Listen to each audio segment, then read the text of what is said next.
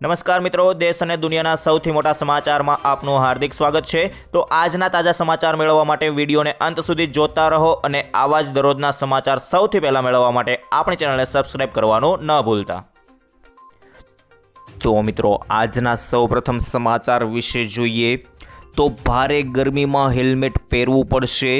જી હા મિત્રો, રાજ્યોમાં હેલ્મેટ ડ્રાઈવ શરૂ થશે અને દરેક સરકારી કર્મચારીને ફરજિયાત હેલ્મેટ પહેરવો પડશે, નહીતર દંડ માટે તૈયાર રહેવું પડશે।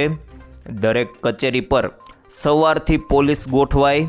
સરકારી કચેરીમાં આવતા વાહન ચાલકો અને પાછળ બેસેલ વ્યક્તિએ ફરજિયાત હેલ્મેટ પહેરવાનો પરિપત્ર ગઈકાલે રાતે જ રિલીઝ થયો હતો।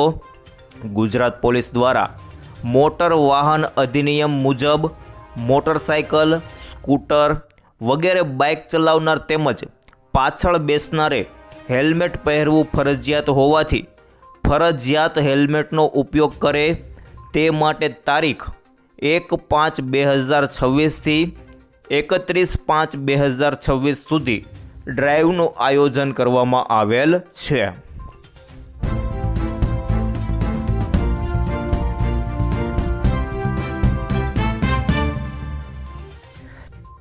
ત્યારબાદ આગળ જોઈએ તો આ વર્ષ નબળું, અગાઉ તૈયારી રાખજો। જી હા મિત્રો, ખાસ કરીને ચોમાસા અંગે બે અલગ અલગ અંદાજ બહાર આવ્યા છે। અંબાલાલ પટેલે આશા વ્યક્ત કરી છે કે જૂન અને ઓગસ્ટમાં ગુજરાતમાં સારો વરસાદ થશે। અંબાલાલ પટેલે આગાહી કરી છે કે ગુજરાતમાં ચોમાસું સારું રહેશે। બીજી તરફ હવામાન વિભાગની આગાહી મુજબ અલ નીનોને કારણે ભારતમાં દક્ષિણ અને પશ્ચિમ ચોમાસું નબળું પડી શકે છે, પરંતુ પૂર્વ ચોમાસા તબક્કામાં હવામાન અસ્થિર રહે છે। હવામાન વિભાગના જણાવ્યા અનુસાર દેશમાં આગામી 3-4 દિવસ સુધી પૂર્વ ચોમાસા પ્રવૃત્તિઓ જોવા મળશે। અલ નીનો મજબૂત થવાને કારણે પ્રશાંત મહાસાગરનો પાણીનું તાપમાન સામાન્ય કરતાં વધુ ગરમ થઈ રહ્યું છે। અલ નીનોને કારણે ભારતમાં દક્ષિણ પશ્ચિમ ચોમાસું જૂનથી સપ્ટેમ્બર સુધી નબળું પડી શકે છે, પરંતુ પૂર્વ ચોમાસા તબક્કામાં હવામાન અસ્થિર રહે છે। આ જ કારણ છે કે 6 દિવસની તીવ્ર ગરમી પછી વરસાદ પૂર્વ ચોમાસા પ્રવૃત્તિ છે। આઈએમડી અનુસાર મિત્રો જોઈએ તો ઉત્તર અને મધ્ય ભારતમાં માર્ચ અને જૂન વચ્ચે પૂર્વ ચોમાસા થાય છે। આ દરમિયાન હીટ ડોમ વેધર પેટર્ન બને છે અને તાપમાનમાં વધારો થતો રહે છે, પરંતુ પ્રી મોન્સૂનને કારણે વચ્ચે ગરમીથી રાહત મળશે। પ્રી મોન્સૂન મે મહિનાના અંત સુધીમાં સંપૂર્ણપણે સક્રિય થઈ જશે। ચોમાસું 18થી 20 મેની આસપાસ અંદમાન સમુદ્રમાં સ્થિર થશે અને 1 જૂન સુધીમાં કેરળમાં પ્રવેશ કરશે।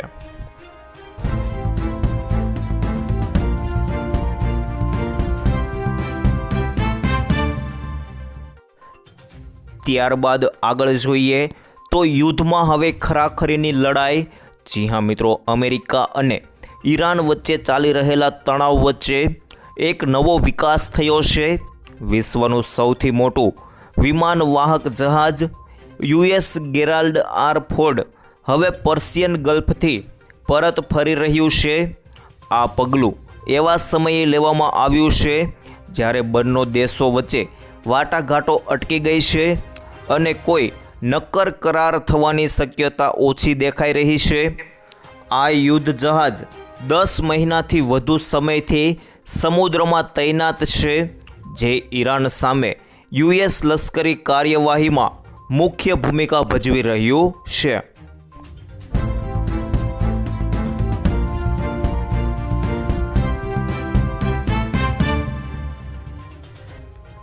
ત્યાર પછી મહત્વના સમાચાર વિશે જોઈએ તો વિદ્યાર્થીઓના પરિણામ થશે જાહેર।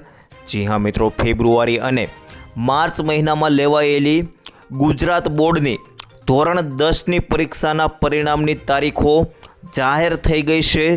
ધોરણ 12નું 4 મેના રોજ પરિણામ જાહેર થશે અને ધોરણ 10નું 6 મેના રોજ પરિણામ જાહેર થશે, જ્યારે ગુજકેટનું પરિણામ 4 મેના રોજ જાહેર થશે. અને ઉલ્લેખનીય છે કે 15 લાખથી વધુ વિદ્યાર્થીઓએ પરીક્ષા આપી હતી. પરિણામે વિદ્યાર્થીઓ GSEB.orgની વેબસાઇટ પરથી ઘરે બેઠા જાણી શકે છે.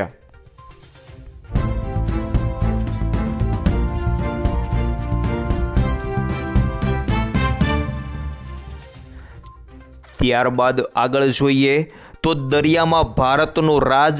જી હા મિત્રો, ભારત માટે રાહતના સંકેતો વચ્ચે પશ્ચિમ એશિયામાં વધતા તણાવના કારણે હોર્મુઝની સામુદ્ર ધુનીમાં શિપિંગ લગભગ ઠપ થઈ રહ્યું છે.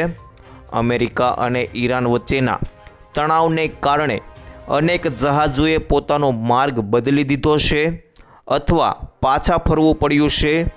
આવી જટિલ પરિસ્થિતિ વચ્ચે 45,000 ટન LPG લઈને આવતું વિશાળ સુપર ટેન્કર સર્વશક્તિ સફળતાપૂર્વક ભારતીય કિનારા તરફ આગળ વધી રહ્યું છે, જે દેશ માટે મોટી રાહતના સમાચાર ગણાય છે.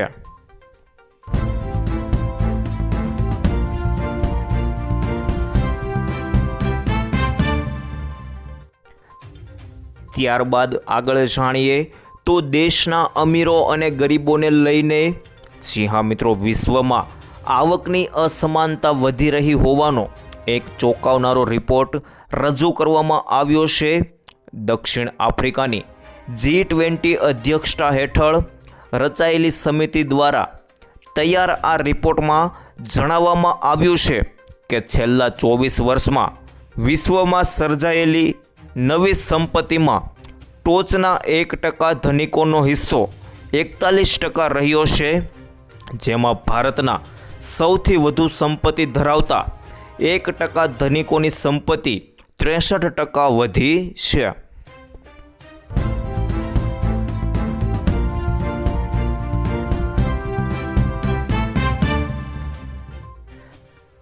ત્યારબાદ આગળ જાણીએ તો મોંઘવારીને લઈને રાહુલ ગાંધી. જી હા મિત્રો, કોંગ્રેસ સાંસદ રાહુલ ગાંધીએ મોંઘવારીને લઈને કેન્દ્ર સરકાર પર આકરા હુમલા કર્યા છે. રાહુલ ગાંધીએ દાવો કર્યો છે કે તેમણે ચૂંટણી બાદ મોંઘવારી વધવાની અગાઉથી ચેતવણી આપી હતી અને હવે તેવું જ થયું છે. તેમણે કહ્યું, આજે કોમર્શિયલ ગેસ સિલિન્ડરના ભાવ 993 રૂપિયા વધી ગયા છે. એક દિવસમાં આટલો બધો ભાવ વધારો કરાયો હોય તેવું પહેલીવાર બન્યું છે. તેમણે આ ભાવ વધારાને ચૂંટણી બિલ ગણાવ્યું છે અને તેમણે સોશિયલ મીડિયા પ્લેટફોર્મ X પર વધુમાં લખ્યું છે કે ફેબ્રુઆરીથી અત્યાર સુધીમાં ગેસ સિલિન્ડરની કિંમતમાં 1380 રૂપિયાનો વધારો થયો છે. એટલે કે માત્ર 3 મહિનામાં કિંમત 81% વધારાઈ છે. આ વધારાની અસર ચાની દુકાન, હોટલ, બેકરી અને મીઠાઈ સહિતની દુકાનો પર પડશે. આ જ કારણે સામાન્ય લોકોનું ભોજન મોંઘું થઈ ગયું છે. ગેસ બાદ પેટ્રોલ ડીઝલની કિંમતોમાં વધારો પણ થઈ શકે છે.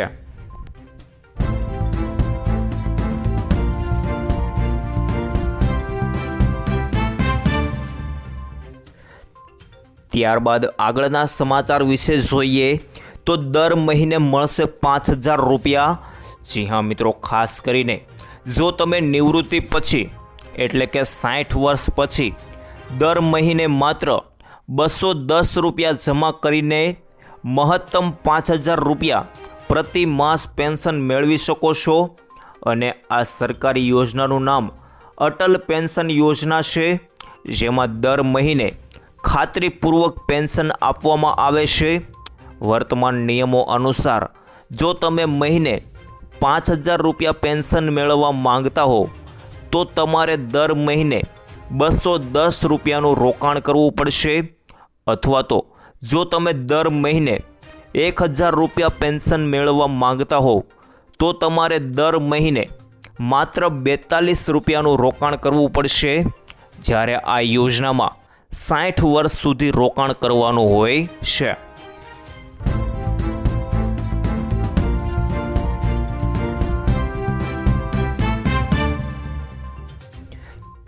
ત્યારબાદ આગળ જોઈએ તો દેવા માફીનો જવાબ સરકારે આપ્યો।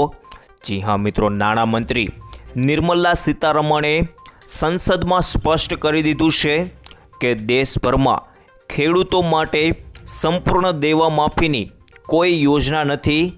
રાજસ્થાનના નાગૌરથી સાંસદ હનુમાન બેનીવાલે ખેડૂતોના દેવા માફી વિશે પૂછવામાં આવેલા સવાલના જવાબમાં નાણામંત્રીએ આ જાણકારી આપી હતી। સીતારમણે સ્પષ્ટ શબ્દોમાં કહ્યું કે કેન્દ્ર સરકાર પાસે ખેડૂતોના તમામ દેવા માફ કરવાનો કોઈ પ્રસ્તાવ વિચારાધીન નથી। સરકાર ખેડૂતોની આર્થિક સ્થિતિ સુધારવા માટે બીજી રીતે કામ કરી રહી છે। ખેડૂત સંગઠન કેન્દ્ર સરકાર પાસેથી દેશભરના ખેડૂતોના દેવા માફ કરવાની માંગ લઈને લાંબા સમયથી રજૂઆત કરતા આવ્યા છે।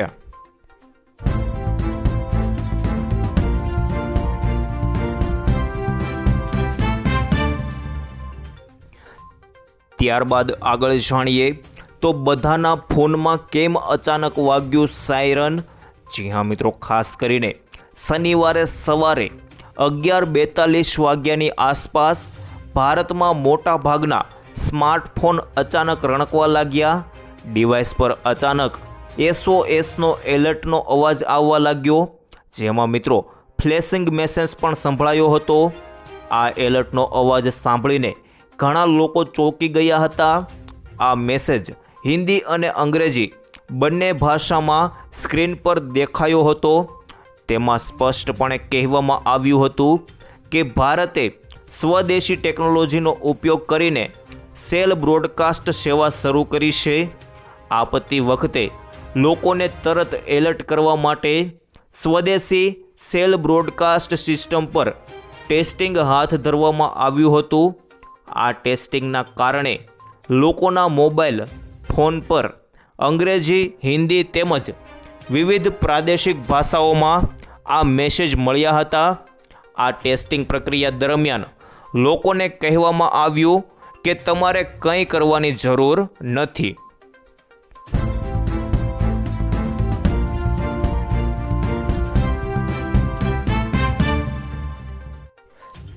ત્યારબાદ આગળ જાણીએ તો LPGમાં સીધા 900 વધ્યા। જી હા મિત્રો, ખાસ કરીને LPG ભાવ વધારા મુદ્દે રાહુલ ગાંધીએ સરકારને ઘેરી દેશમાં અનેક રાજ્યોની ચૂંટણીઓ પૂર્ણ થતાની સાથે જ મોંઘવારીનો મોટો વિસ્ફોટ થયો છે। સરકારી ઓઇલ કંપનીઓએ 1 મે 2026થી 19 કિલોના કોમર્શિયલ LPG સિલિન્ડરની કિંમતમાં 993 રૂપિયાનો તોતિંગ વધારો ઝીંક્યો છે। આ વધારા બાદ દિલ્હી સહિત અનેક શહેરોમાં કોમર્શિયલ ગેસ સિલિન્ડરનો ભાવ 3000 રૂપિયાને પાર કરી ગયો છે।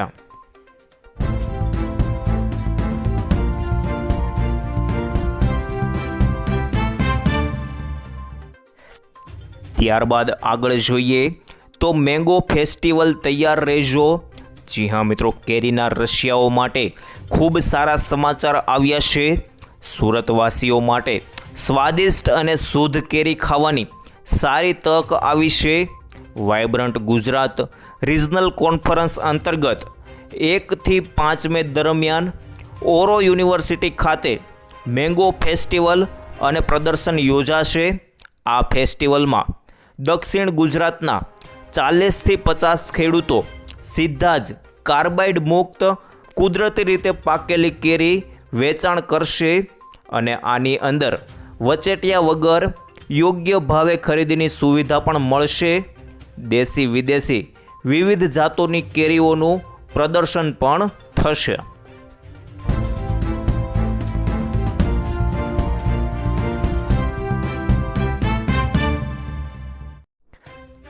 ત્યારબાદ આગળ જોઈએ તો પાન મસાલાને લઈને નવો પ્રતિબંધ। જી હા મિત્રો, પાન મસાલાના પેકેજિંગમાં મોટો ફેરફાર થયો છે।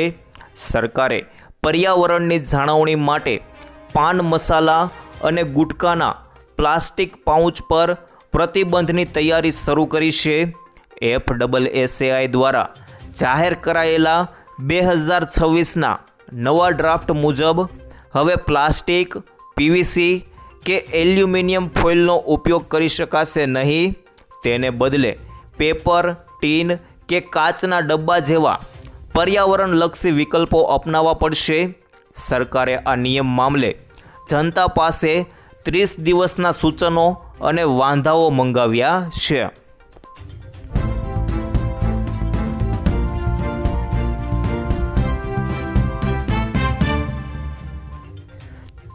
ત્યાર પછી આગળ જોઈએ તો મિત્રો, મોદી આવશે ગુજરાતના પ્રવાસે. જી હા મિત્રો, ગુજરાતના પનોતા પુત્ર અને દેશના પ્રધાનમંત્રી નરેન્દ્ર મોદી ફરી એકવાર ગુજરાતની મુલાકાતે આવી રહ્યા છે. આગામી 11 મેના રોજ PM મોદી સૌરાષ્ટ્ર અને મધ્ય ગુજરાતના વિવિધ કાર્યક્રમોમાં હાજરી આપી રાજ્યને નવી ભેટ ધરશે. આ પ્રવાસને લઈને વહીવટી તંત્ર દ્વારા તડામાર તૈયારીઓ શરૂ થઈ ગઈ છે. જીતુ વાઘાણીના એક નિવેદનથી ગુજરાતની રાજનીતિમાં ગરમાવો ફેલાયો છે અને મિત્રો, આગામી વિધાનસભાની ચૂંટણીને લઈને રાજ્યમાં ખૂબ મોટો ગરમાવો ફેલાયો છે.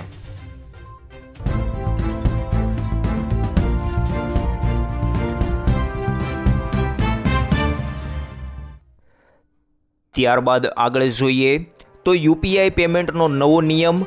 જી હા મિત્રો, UPI યુઝર્સ માટે સારા સમાચાર આવ્યા છે. હવે નાના ટ્રાન્ઝેક્શન માટે વારંવાર પિન નાખવાની જરૂર પડશે નહીં.